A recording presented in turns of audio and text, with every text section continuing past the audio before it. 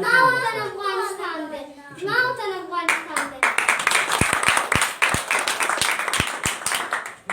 یو د 5 کال وشول چې موږ له خپل وطنه فرنګان وشړل او خپلواکي مې واخیستل، خو له 10 کاله جګړې وروسته مو روسان هم د فرنګانو پر کم وشړل او خپل وطن مو ترې آزاد کړ.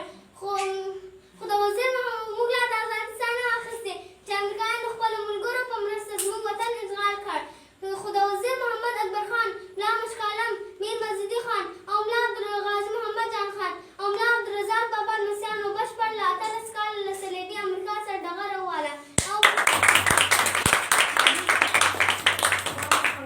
او هغې یې مات کړل. ټیټ مې مه بوله، غورځنګ راباندې مه کړه، زه په دې هفته د دوی کې لوی ګړنګ یم.